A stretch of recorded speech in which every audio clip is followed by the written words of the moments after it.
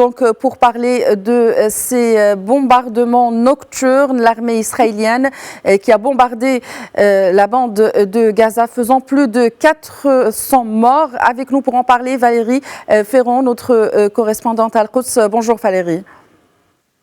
Bonjour Ajar et bonjour à tous les téléspectateurs. J'espère que vous m'entendez bien maintenant.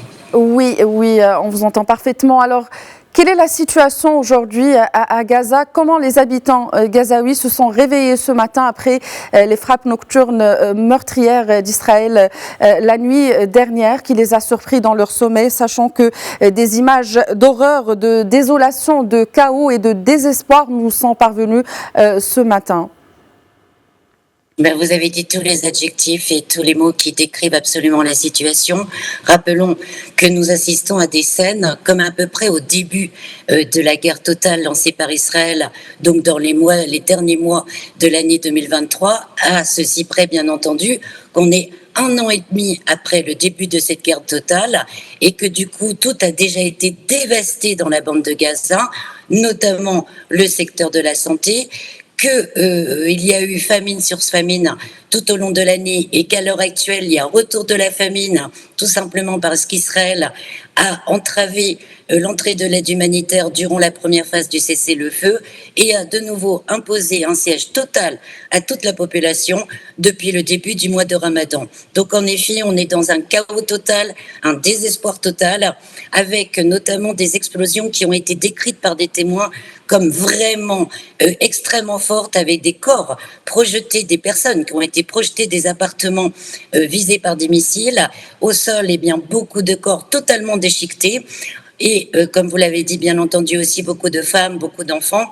Et il faut aussi comprendre que les bombardements se poursuivent à l'heure actuelle de manière intensive. Le gouvernement israélien menace même de les intensifier encore. Et parallèlement, l'armée israélienne sur le terrain a repris sa politique des ordres d'évacuation massive des civils. On sait ce que cela a donné pendant plus d'1 an. Ça veut dire des personnes qui sont mises en danger, pas simplement dans les endroits où elles doivent être évacuées parce qu'on a vu les missiles tirés sur les villages de tentes des zones dites sécurisées, mais également sur le chemin pour se rendre dans ces zones. Donc on sait très bien que les habitants de la bande de Gaza ne sont absolument pas en sécurité dans aucun endroit, alors que les bombardements se continuent et ces ordres d'évacuation laissent craindre donc que l'armée israélienne ne fasse une nouvelle opération terrestre à l'intérieur du territoire. Et Valérie, parmi les victimes, encore une fois, une majorité sont des enfants, des femmes et des personnes âgées. Donc même si Israël dit cibler des terroristes, finalement, ce sont des civils qui sont morts en premier lieu. Tout à fait, pour une raison simple.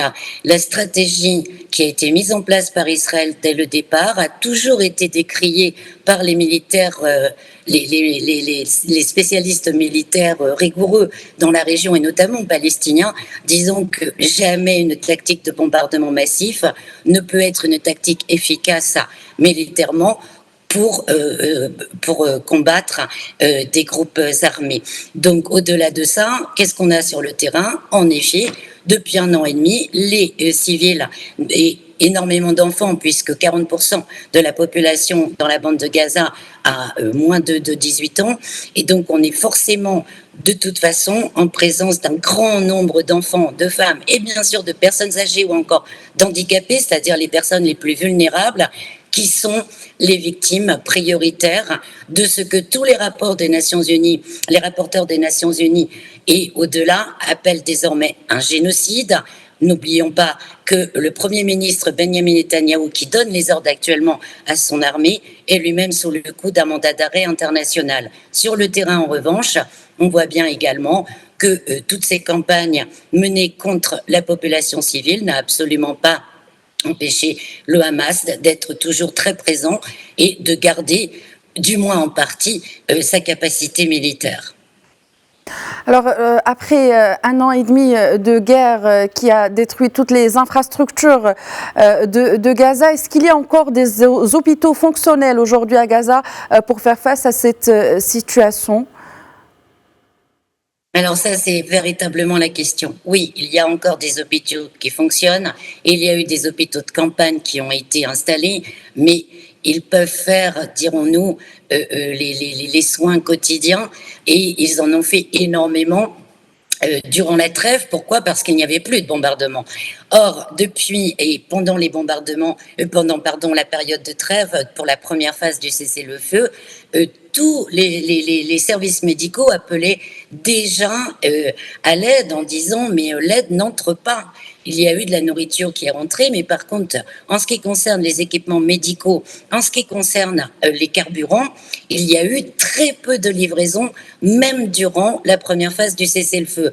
Avec les 17 jours de siège mis en place depuis le début du mois de Ramadan, eh bien entendu, les hôpitaux, qu'ils soient de campagne ou les branches des hôpitaux qui existaient, qui fonctionnent encore, font face à d'énormes pénuries, comme avant, de médicaments, d'équipements médicaux. Ils ne peuvent pas soigner un nombre important de blessés et ne peuvent pas, de toute manière, les soigner dans de bonnes conditions avec les équipements appropriés, les médicaments appropriés. N'oublions pas non plus que le problème de l'eau potable se repose à nouveau, la famine se repose à nouveau. Donc les hôpitaux sont dans une situation indescriptible. Les équipes de secours, pareil, il n'y a pas donc de carburant et de facto, ils ne peuvent pas vraiment circuler pour tenter d'aller au secours des personnes. Vous avez donc très certainement, c'est en tout cas ce que disent les médecins à l'heure actuelle, des centaines de personnes mortes ou vivantes qui sont coincées à l'heure actuelle sous les décombres des bâtiments détruits. Et cette reprise des bombardements israéliens compromet davantage les négociations pour la suite de l'accord de cessez-le-feu entre Israël et le Hamas. Valérie Ferron, je rappelle que vous êtes notre correspondante à Al-Quds. Merci d'avoir répondu à nos questions ce matin.